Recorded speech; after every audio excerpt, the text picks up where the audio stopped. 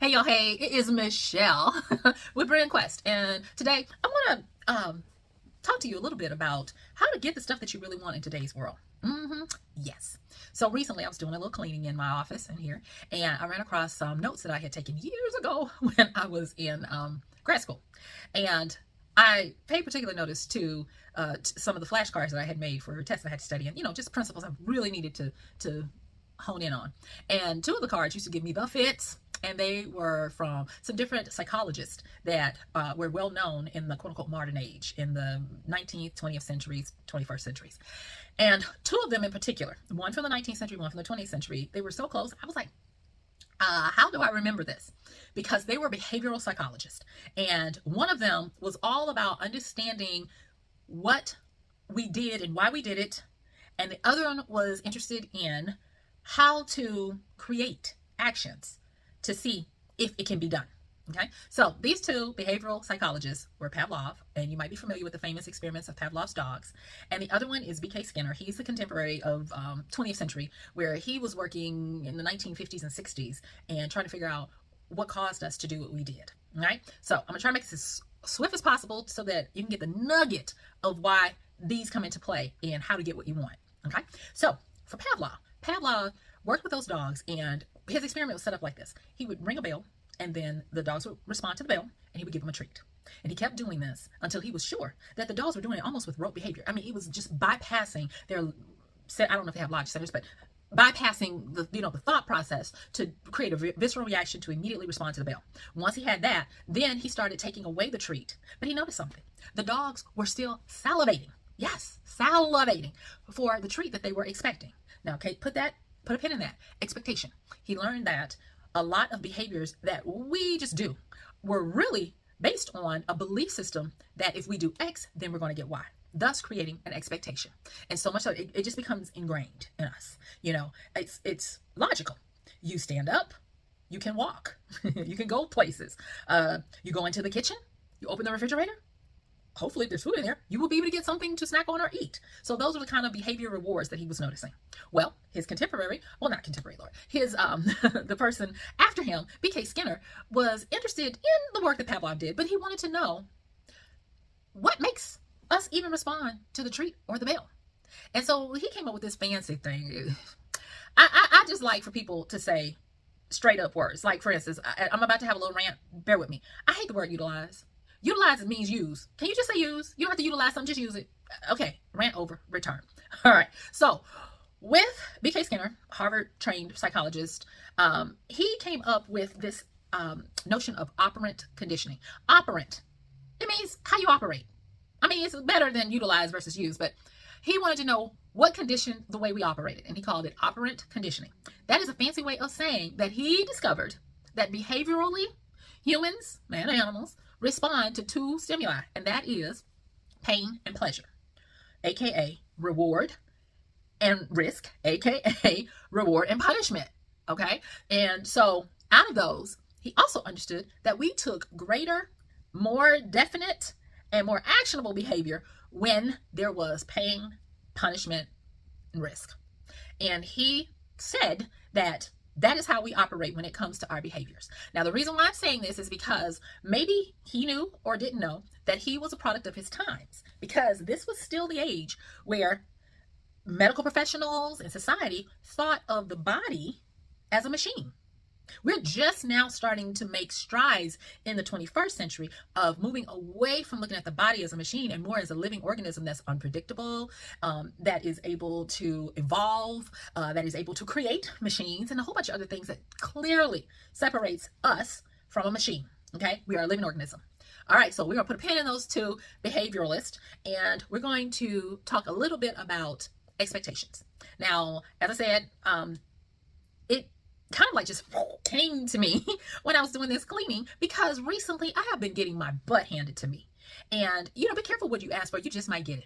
I was like, I have got to crack this code. I've got to figure out, why is it all the stuff that I know to do is not working anymore? It's like somebody changed the rules and forgot to give me the update and the upgrade. And I'll just say it. I guess if you're watching this, I love sharing information, synthesizing, putting things together, and helping people with it. So much so that I put together online courses. Well, I have learned by trying to put together an online course. I took a hiatus for about 5 years and just solely worked on my fiction. And now, I'm getting an itch to get back out there. Thus, this video that you're watching. And I started putting stuff out, and it was like, it's not working. People are not behaving the way they're supposed to. You saw that? They're supposed to. Now, if you are like me and you're thinking, why is this not working? Why am I not getting what I wanted?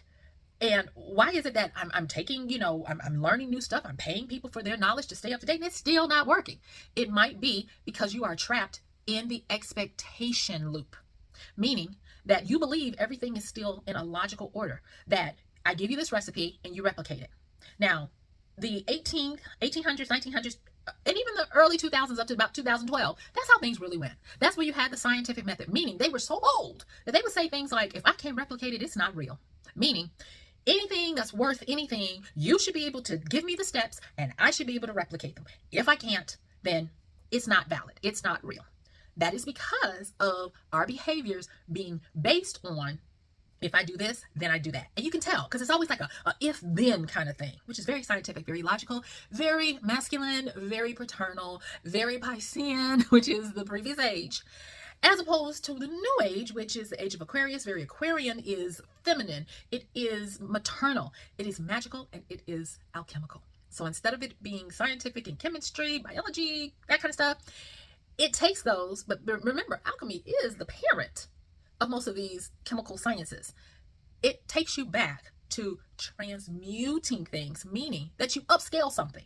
When you think about alchemy, the first thing that the average person will say, oh, turning lead into gold.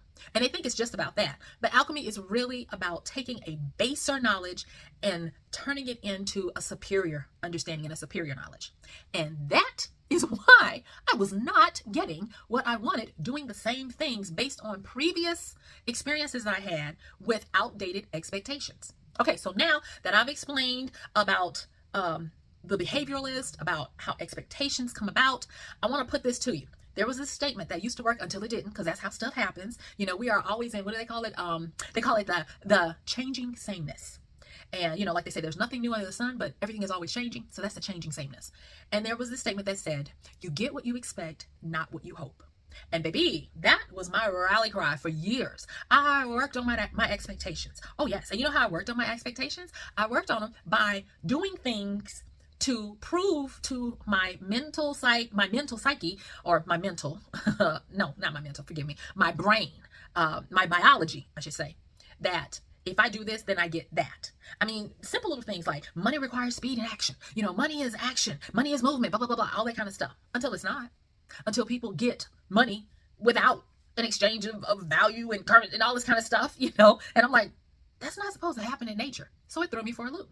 So looking at the behaviors and the behavioralist, and I was like, oh, we have a situation where everything has changed and now I must change. Gotcha.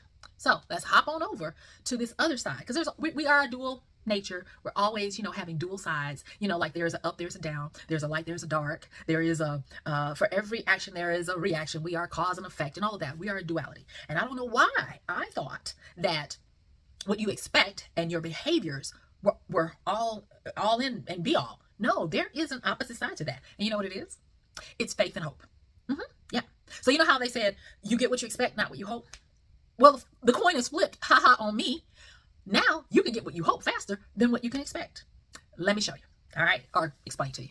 So now we have where we are moving into, or have moved into, a time where A plus B does not necessarily equal C. 1 plus 2 does not necessarily equal 3. So much so that you have people who are having serendipitous occurrences on the norm. I mean, you'll have somebody who is diligently putting in the work and doing everything that the actions say you should based on that scientific recipe, that if you do this, then you'll have that, those if-then statements. And then here comes somebody else and they hope and they use faith. You notice I use the word use, faith, and they get it. And you're struggling, taking 10 years to do what they did in 1 year. And people are like, it's not fair. Well, life ain't fair. But hope and faith, if you know how to work them, you can have what it is, okay? So bear with me, because if you are ensconced in this logic, it's got to be lines and angles, it's got to be forward movement, you're going to have a time like I did making the adjustment to where it's all about the cycles. It's all about the circles, the loops, the S's, the curves, the circuitous routes to get to stuff, the stuff that don't make no sense, but it works. All right. Okay. Behavior, right? Behavior lives in the brain. If you were to cut me, don't do that. But if you were to dissect me, you can see that I have a brain and I have, two hemispheres or whatever. And if you wanted to see how this brain works, you could stick me in an MRI or some other kind of machine and you could look at how my brain fires. You could put a cap on my head and mark the synapses of how I react to external stimuli and even internal stimuli. And you could do that, right? But on the other side of that, we have the brain, but then we have the mind. And in case you didn't realize, the brain and the mind are not necessarily the same. We use them interchangeably, but in reality, the brain is the biological and the mind is the psychological. So like when I made that slip and I was saying mental and psyche, I was actually talking about the mind. So in the mind is where hope and faith live. In the brain is where expectation and behaviors live. That is why you can predict, if I do this, then I can do that. Well, that's when the age or the zeitgeist, meaning the spirit of the time, when that age allows for that. When you're when you're transitioning into a new time where it's full of serendipity, or as Bob Ross would have called it, happy accidents, that works and sometimes it doesn't. So you cannot be as certain as you used to be that, oh, if I do this, I expect to get that. And you might or might not get it. Okay, I'm just saying. So out of my frustration, I went back and I was like, okay, I've got to change this up. And I mean, just for instance, remember I said that I put out a lot of courses, paid courses. Yes, paid courses. And, the lights have to stay on. I have to do what I need to do. But I started noticing that me as an information gatherer and exporter and packager, it was not the same. So I had to realize that in this age, people don't necessarily want to pay for information that's foundational, like understanding concepts and principles. They will pay for tweaks and advances, but they don't like to pay for the foundations of understanding something. And that's where I used to get my bread and butter. And it hurt my feelings. I'm going to just be honest. I was like, well, I'm going to pay my bills. But then I realized something. In this age, you can achieve what it is that you need by going a different route. Meaning that I don't have to sell, if you will, foundational information anymore. What I do is, as I'm doing here, I give it out, and community and hope and faith-based actions get me to where I need to be. Now you might be saying, Michelle, you are cuckoo. That is not reality. And maybe even a few weeks ago I would have said, yeah, I agree. But let me show you what I'm talking about. Okay.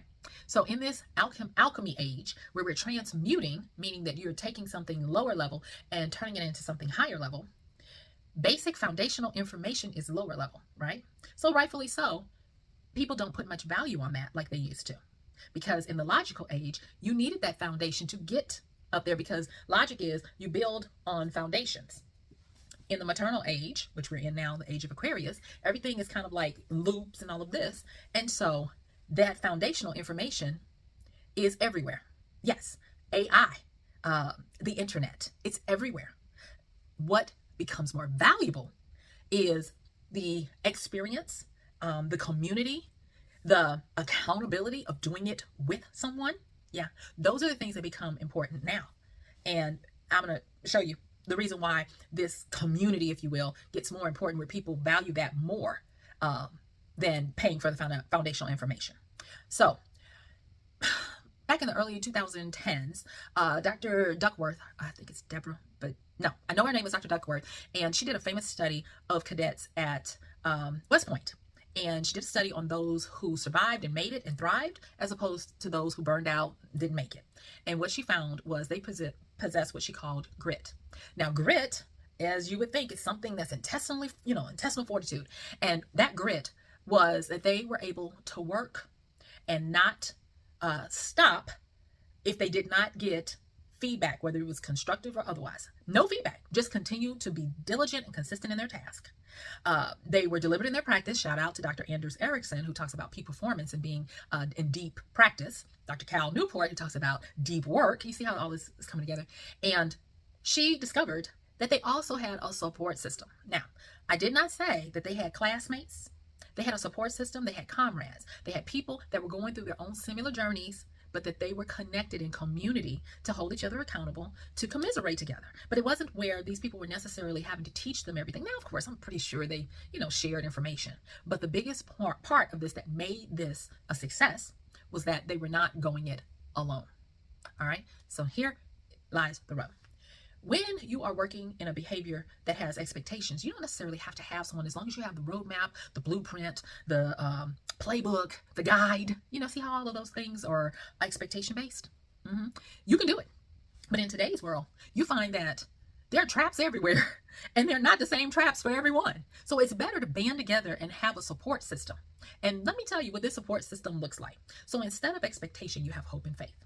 Now, the way I have been navigating this is rebuilding my network of friends and colleagues, because they're not the same as they used to be. Let's just be truthful here. And it means that we don't necessarily matriculate in the same areas, but we have common themes whereby we're doing stuff that we've never done before. And we don't have anyone to be able to tell us, oh, that's going to happen up there, so watch out for that curve in the road. We don't know. But it's better to feel like you're not alone, even though you are having to do your individual journey. And that's where that hope part comes out. So I've developed where I call them hope ropes. Now stay with me. It's going to make sense if it doesn't already. And this hope rope is what attaches me, where I am, to what I want, that faith thing. Now, my first point of reference with understanding faith was from the Bible. That's how I was raised and grew up. And so I always knew that faith was something. Faith was kind of like what we would call a goal right now, but it didn't exist. It was something that you could achieve because you saw it in your mind's eye. And it was something out there that could exist, but needed to go through the creative process to bring it from the out there in the fantastical fantasy realm into this realm. And I also learned that you had to put action with it. So much so that there's a scripture that says faith without works is dead. Now, I knew that action was a catalyst for it. But the funny part is this word hope was always attached. Now, I came up through this logical age that poo-pooed on hope. I mean, they would say, oh, hope marketing sucks. You hope you're going to make a sale. You hope you're and they just really poo-pooed on it. And you know why? It's because hope lives outside of expectation, where if you do X, Y, and Z, you expect to get thus and such. Hope is not the same way. But you can strengthen hope when you attach it to faith. And how you do that is, now, both sides have systems. On this side of your expectations, you've got actions that lead to an outcome. So action, outcome, expectation. On this side, where you have hope and your hope rope, you have a system that leads to action that equals progression in your faith. Yeah. So your hope rope is a system of actions that strengthens your faith to keep going when you do not have external input, feedback, directions, or what kind of behaviors. And so it helps you to tie yourself in the most direct point from where you are to where you want to be by faith through this rope of system of taking actions. And these actions are deliberate practice, deep work.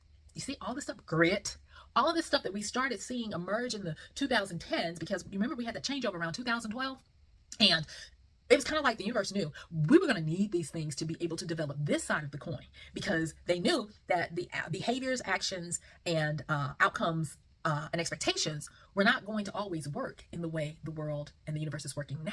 And I'm not saying that you need to stop using these types. They still work until they don't. You need to have a backup plan. You need to have an alternative to how you do something. So now, why is it so important that you start learning how to use hope ropes and faith and taking steps where you don't know where they lead and no one can tell you what to expect? The reason why I'm saying that is because they are, get me, because this was very powerful to me.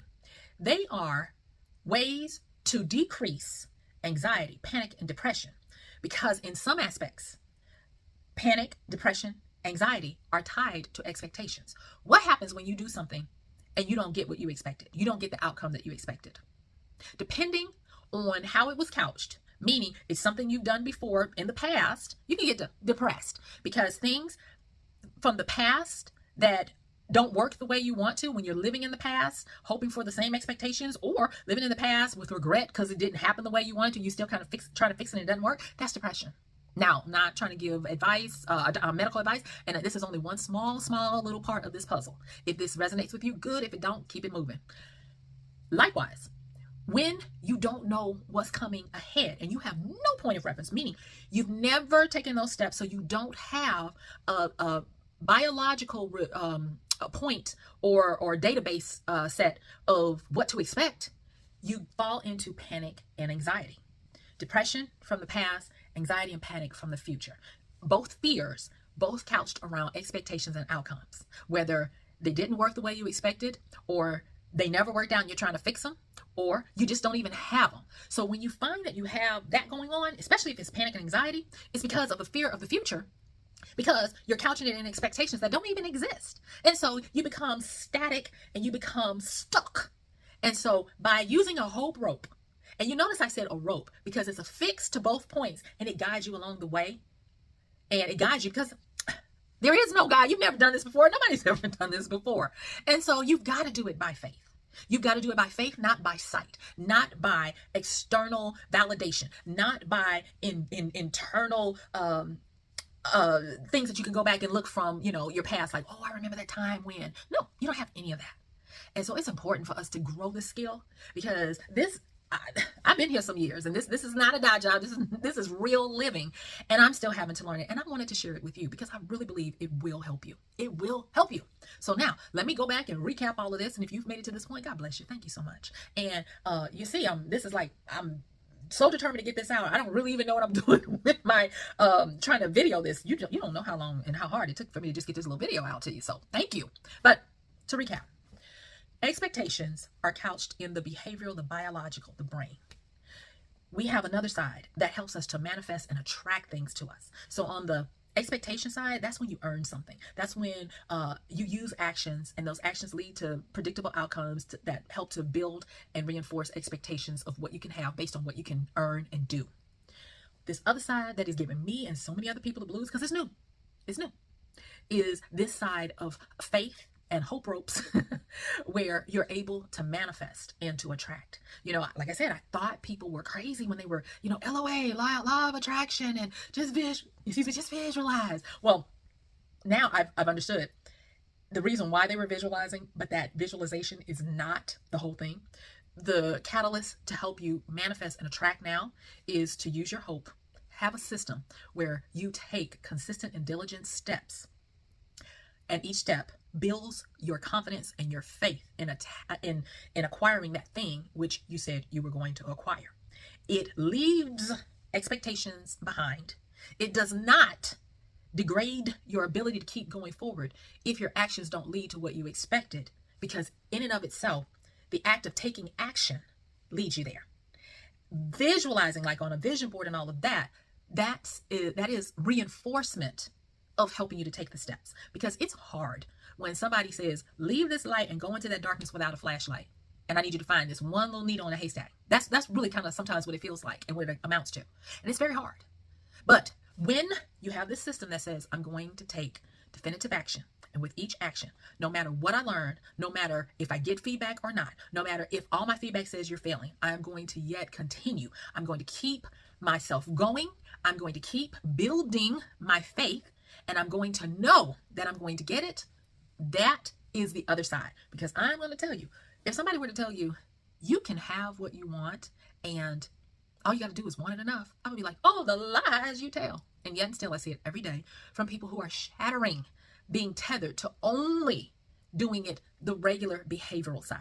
And thus, that is how someone can get something in a year, and another person, it will take them 10 years, because you're working in two different systems. You're both working, but you're working in two different systems. And on this hope and faith side, it is willing to have you have leaps. That's why I never realized why people attached words like leap of faith.